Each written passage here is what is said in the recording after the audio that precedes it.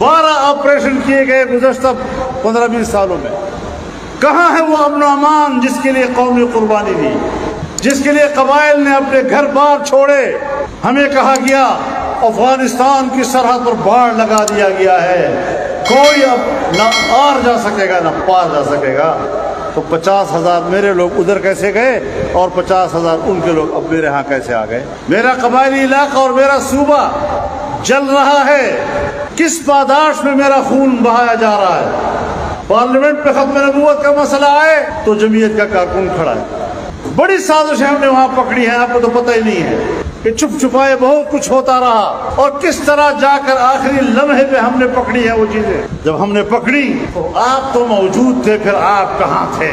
बस आसानी से सवाल करना तुम्हारी कुदरत में है, आगे आपको पता नहीं कि हमें किन किन हालात से गुजरना पड़ता है। हाफिज अहमदुल्लाह वहां पर मैदान में खड़ा है, खत्म नबूवत का मसला हल हुआ पार्लियामेंट में जाकर, नामूस सहाबा का मसला हल हुआ पार्लियामेंट में जाकर। और जिस जमीयत उलमा को आप गालियां देते रहे सारी जिंदगी, उसी जमीयत उलमा के हाथों से आपको ये चीज मिली। कोई फिरका वाराना जंग हमने नहीं लड़ी, कोई किसी को काफिर और उनका खून जायज नहीं किया। दलील की बुनियाद पर इदारे के अंदर वक्त आ गया और क्या है, कानून में तो कोई मसला नहीं है, सजा में इजाफा हुआ है ना। तो अगर एक जनरल की तौहीन पर सजा में इजाफे का कानून पास हो सकता है तो सहाबा किराम और अहले बैत अतहार की इज्जत और नामूस पर सजा में इजाफा क्यों नहीं हो सकता? धोखा मत दो। और अगर तुम वाकई अवाम, जमहूरियत और पार्लियामेंट की बात करते हो तो पाकिस्तान में ये अवाम की तहरीक के नतीजे में पार्लियामेंट का फैसला है और पार्लियामेंट का मुत्तफका फैसला आलमी बिरादरी को तस्लीम कर लेना चाहिए।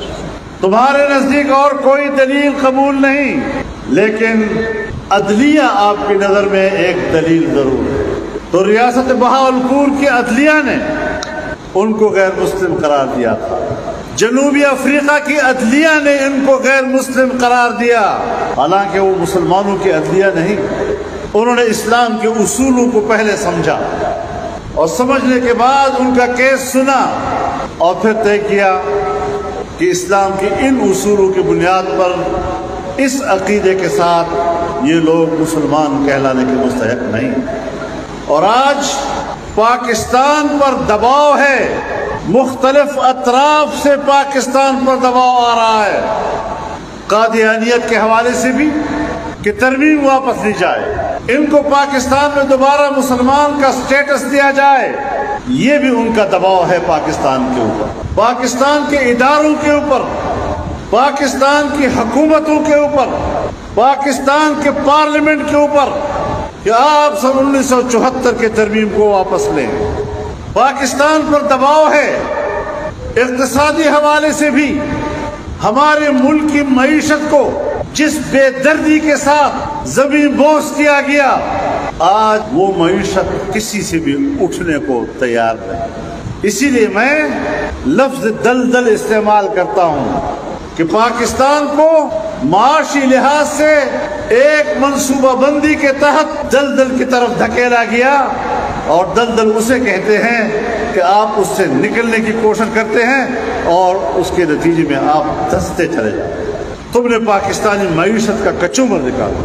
हम तो रोजमर्रा की बुनियाद पर बात कर रहे हैं। मुल्क की मईशत की रूह किसने निकाली? मुल्क की मईशत को कफन किसने पहनाया? मुल्क की मईशत को दफन किसने किया? कौम के अंदर अब इस शऊर को बेदार हो जाना चाहिए। इतना आसान नहीं है इस मुश्किल से निकलना। आज स्टेट बैंक पाकिस्तान के वजीर आज़म को जवाबदेह नहीं है। आज स्टेट बैंक पाकिस्तान की काबीना को जवाबदेह नहीं है। आज पाकिस्तान का स्टेट बैंक पार्लियामेंट को जवाबदेह नहीं है, पार्लियामेंट की किसी कमेटी को जवाबदेह नहीं है। इस मुल्क पे ऐसे फैसले किए गए कि आपके मुल्क का सबसे बड़ा रियासती बैंक उसे बराह रास्त IMF के हवाले कर दिया गया और आज वो IMF को जवाबदेह है, आपको नहीं। आपकी कीमतों के उतार चढ़ाव का इख्तियार आज आपकी हुकूमत के पास नहीं रहा। IMF फैसला करता है, टैक्स लगाओ, نہیں لگاتے تو تمہارے اوپر امداد بند۔ اس نے کلید اپنے ہاتھ میں لی ہوئی ہے، اگر وہ پابندی لگا دے، نہ چین آپ کو پیسے دے سکتا ہے، نہ سعودی عرب آپ کو پیسے دے سکتا ہے، نہ امارات آپ کو پیسے دے سکتا ہے، دنیا کا کوئی دوست ملک آپ کی مدد کو تیار نہیں ہے۔ آپ نے ان کی مرضی کے مطابق قیمتیں بھی چڑھانی ہوتی ہیں، آپ نے ان کی مرضی کے مطابق ٹیکس بھی لگانے ہوتے ہیں، آپ نے ان کی مرضی کے مطابق بجٹ تیار کرنا ہوتا ہے، اور ان کی مرضی کا بجٹ پارلیمنٹ سے پاس کرانا ہوتا ہے۔ کہاں ہے آپ کی آزادی؟ براہ راست برطانیہ موجود نہیں، لیکن امریکہ کی قیادت میں عالمی اداروں کے شکنجے میں آپ کس چکے، ان سے بھی نکلنا ہے یا نہیں نکلنا؟ اور میں آپ کو آج واضح الفاظ میں کہنا چاہتا ہوں، آپ ہماری قدر کریں یا نہ کریں، ہمارے بارے میں 100 باتیں آپ کریں، ہمیں آپ کسی کھاتے میں نہ ڈالیں، لیکن جن سے آپ امید لگائے بیٹھے ہیں، جس سے بھی آپ امید لگائے بیٹھے ہیں، وہ آپ کو اس غلامی سے آزادی دلانے کی صلاحیت سے محروم ہے۔ کچھ تھوڑا سا معاملہ سمجھنا ہو، پاکستان کی سیاست میں تبدیلی لانی ہوگی۔ کیا آپ نہیں دیکھ رہے جنرل مشرف صاحب کے زمانے سے کہ پاکستان کی مذہبی شناخت ختم ہو چکی؟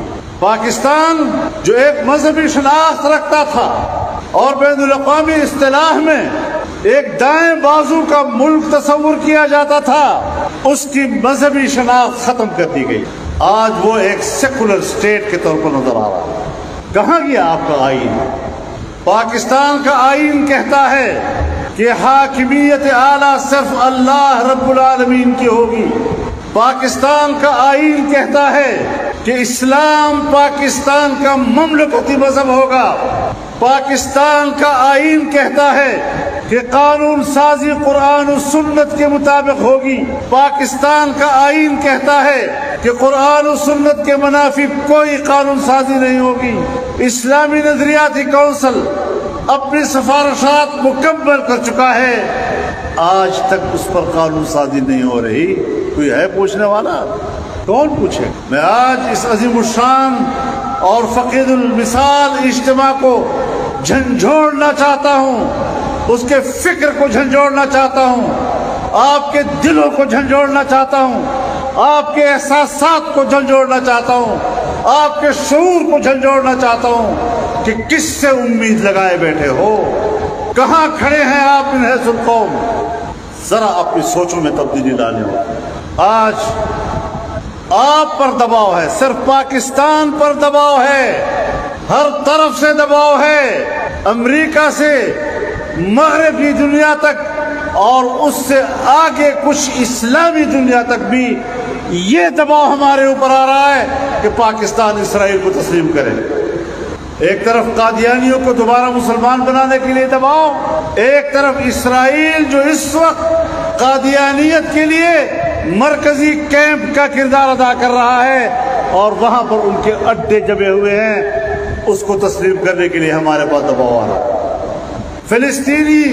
فلسطینی مسلمان، فلسطینی بچے، بلکتے بچے بے گھر در بدر، کشمیری در بدر، اس کی کوئی پرواہ نہیں، لیکن عالمی قوتوں کا ایجنڈا پورا ہونا چاہیے۔ انسانوں کی لاشوں پر اپنا ایجنڈا پورا کرنا چاہتے ہیں، مسلمانوں کی تڑپتی ہوئی لاشوں کے اوپر وہ اسرائیل کو تسلیم کرانا چاہتے ہیں، قادیانیوں کو دوبارہ مسلمان ڈکلیئر کرنے کا دباؤ ہمارے اوپر ڈالنا چاہتے ہیں۔ کوئی احساس نہیں ہے ان کو قوموں کے مقام، قوموں کی قدر و منزلت اور قوموں کے حقوق کا کوئی احساس ان کو نہیں۔ جھوٹ بولتے ہیں جو انسانی حقوق کی بات کر رہے ہیں۔ ہم کسی کے انسانی حق کے خلاف نہیں، ہم خود پاکستان کا حق مانگ رہے ہیں کہ پاکستان کے آئین کو تسلیم کیا جائے۔ ایک نئی لابی دنیا میں کام کر رہی ہے، میرے اور آپ کی شکل میں کام کر رہی ہے، مجھ سے اچھی پگڑیاں باندھنے والے، مجھ سے اچھی داڑیاں رکھنے والے، بڑے آرام کے ساتھ وہ آپ کو کافر کہہ رہے ہیں کہ پارلیمنٹ کو ختم کرو، جمہوریت کو ختم کرو، یہ ساری چیزیں ختم کرو۔ اس کا نتیجہ کیا نکلے گا؟ کچھ چیزیں ہیں جو کہیں جا کر رکی ہوئی ہے، اگر اس کا بند ٹوٹ جائے تو پھر کوئی چیز محفوظ نہیں ہوگی، نہ پاکستان کا نظریہ رہے گا، نہ پاکستان کا آئین رہے گا، نہ اللہ کی حاکمیت اعلیٰ کا تصور رہے گا اور آئین پارا پارا ہو جائے گا۔ اس آئین کو نشانہ بنایا ہوا ہے بہت سے لوگوں نے، اور کفر اور اسلام تو آپ کے اور ہمارے ہاتھ کی، جب چاہے کسی مسلمان کو کافر کر دیں، جب چاہے کسی مسلمان کو مسلمان بنا، جیسے ہمارا اختیار، جیسے ہم نے فیصلے کر رہے ہیں۔ اس نازک حالات سے آپ گزر رہے ہیں۔ دینی مدارس کے حوالے سے یاد رکھیں، دینی مدرسہ بر صغیر کا مسئلہ ہے۔ جس طرح قادیانیت اور فتنہ قادیانیت بر صغیر کا مسئلہ ہے اور تھا، اسی طرح دینی مدرسہ یہ بر صغیر کا مسئلہ ہے۔ آج نہ ہندوستان پر دباؤ ہے، نہ بنگلہ دیش پر دباؤ ہے، اگر ہے تو صرف پاکستان کے اوپر دباؤ ہے کہ پاکستان میں دینی مدرسہ کھل کر قرآن و حدیث کے علوم کی اشاعت کیوں کر رہا ہے۔ کبھی دہشت گردی کو ہمارے ساتھ وابستہ، کبھی شدت پسندی کو ہمارے ساتھ وابستہ کرتے، اور ہمارے اپنے ملک کے ادارے، ہمارے نام نہاد دانشور، ہمارے ملک کی نام نہاد عقل، وہ بھی باتیں شروع کر دیتی ہے دینی مدرسوں میں تو پھر قواریت پھیلائی ہے، اور کمبخت تو یہ معاملہ دست طے ہو چکا ہے، پھر بھی دینی مدرسے کے اوپر دباؤ۔ معاملات حل ہوتے ہیں، کون رکاوٹ بن جاتا ہے؟ دینی مدرسے کے معاملات میں رکاوٹ بننے والی قوتیں سمجھ لیں ہماری نظر میں تم مجرم ہو، اور دینی مدرسے کی جنگ ہم لڑتے رہیں گے انشاءاللہ۔ تمہارا باپ بھی دینی مدرسے کو بند نہیں کر سکے گا۔ خدا کے لیے پاکستان پر رحم کرو، ہر چیز مان لو، اسرائیل کو مان لو، قادیانیت کو مان لو، مدرسے کو ختم کر لو، IMF کو قبول کر لو، عالمی اداروں کو قبول کر لو، معیشت ان کے حوالے کر دو، سب کچھ حوالے کر دو، پھر پاکستان بنایا کیوں؟ پھر اسلام کا نام کیوں لیا تھا؟ پھر اسلام کے نام پر اتنی قربانیاں کس لیے دی گئی تھی؟ ہم آج بھی اپنے آباء و اجداد کی قربانیوں کی جنگ لڑ رہے ہیں، ان کے خون کی تقدس کی جنگ لڑ رہے ہیں، اپنی ماں اور بہنوں کی عصمتوں کے تقدس کی جنگ لڑ رہے ہیں، اور پاکستان کی شناخت کو دوبارہ ایک اسلامی شناخت کی طرف لے جانا چاہتے ہیں۔ کیا ہمارا اور آپ کا اس میں اتفاق ہے کہ نہیں کہ پاکستان کے سیکولر شناخت کو ختم کر کے اس کے اسلامی شناخت کو اجاگر کرنا ہے؟ کچھ نظریاتی چیزیں ہم کہاں کھڑے ہیں، کہاں کہاں سے ہمارے اوپر دباؤ ہے، اور ہم روزمرہ کی سیاست میں الجھے ہوئے ہیں۔ جو میڈیا صبح سے لے کر شام تک ہمیں دکھائے ہم اسی پہ تبصرے کر رہے ہوتے ہیں۔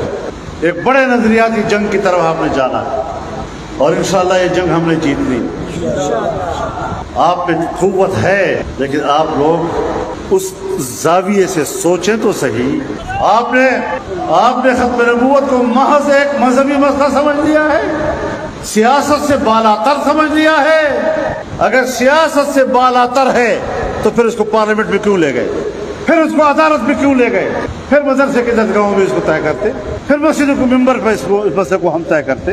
اگر ہم اس کو پارلیمنٹ میں لے گئے ہیں تو میں نے تو اس دن بھی جلسے میں کہا کہ رسول اللہ صلی اللہ علیہ وسلم نے خاتم النبیین کا معنی خود ہی کیا ہے، آپ نے خود ہی خاتم النبیین کا معنی کیا، انما انا خاتم النبیین لا نبی بعدی۔ علماء انبیاء کے وارث ہیں، اور وراثت یہ ہے کہ ہم اتنے بڑے معاملات کو، دینی اور مذہبی معاملات کو کبھی فرقہ واریت سے جوڑ دیں، سوئے سخن نہ رہے۔ اس کو بھی کبھی زیر بحث لانا ہے یا نہیں لانا؟ جو آئین ہمارے اکابر نے بنایا، جس میں قرارداد مقاصد کو شامل کیا، جس میں اسلام کو پاکستان کا مملکتی مذہب قرار دلوایا، قانون سازی کو قرآن و سنت کے تابع بنایا، کیا سن 1973 سے لے کر آج تک کبھی آپ نے سوچا ہے کہ اتنے لمبے عرصے میں کوئی قرآن و سنت کے حوالے سے قانون سازی ہوئی بھی ہے؟ سن 1988 سے تو میں اسمبلی میں ہوں۔ اسمبلی جس طرح کے لوگوں سے بھر دی جاتی ہے، ان کا قرآن و سنت سے کوئی دلچسپی نہیں ہوا کرتی، وہ ڈنڈ ٹپاؤ سیاست کرتے رہتے۔ وقت گزر جائے گا، ٹھیک ہے۔ کب ہم نے نظریاتی حوالے سے سوچنا ہے، کب ہمارے فکر و دانش نے انگڑائی لینی ہے، اور اس حوالے سے بھی کبھی ہم نے سوچنا ہے۔ اگر اس حوالے سے آپ مضبوط ہونا چاہتے ہیں، بخدا اسرائیل کا ایجنڈا بھی پسپا ہوگا، قادیانیت کا ایجنڈا بھی پسپا ہوگا، مدارس کے خلاف ایجنڈا بھی پسپا ہوگا، اور پاکستان ایک اسلامی ریاست کا روپ دھارے گا۔ تو اس حوالے سے ہمیں سوچنا پڑے گا کس کس ایجنڈے کے ساتھ پاکستان میں حکومت لائی جاتی ہے، کس طرح آپ کو ان کے نمائندے آپ پر حکومت کرتے ہیں اور کس خوبصورتی سے آپ کو ماما بنا لیتے ہیں۔ ذرا سوچ بھی لیا کرے کبھی کبھی۔ معافی چاہتا ہوں آپ سے، اپنے برائی کی پہچان ختم ہو گئی۔ اچھے بڑے دینی لوگ، علماء کے لوگ اپنی مجلس میں علماء کی غیبت کرتے ہیں اور فاسق اور فاجر کی سپورٹ کرتے ہیں۔ کبھی سوچا ہے آپ نے ہم کیا کر کہہ رہے ہیں؟ میرے محترم دوستو، پاکستان کو تباہ کر رہا ہے آج پہلے آپ کا سیاسی عدم استحکام، آپ کے ملک کا امن و امان۔ ہماری لاشیں گر رہی ہیں، علماء کی لاشیں گر رہی ہیں۔ ہم تو وہ لوگ ہیں کہ جس پاکستانی کا خون بہتا ہے ہم ہر پاکستانی کے خون پر روئے ہیں۔ خدا کرے کہ ان قوتوں کو یہ توفیق ہو کہ جب ہمارا خون گرے تو اس پر بھی ان کو رونے کی توفیق ہو۔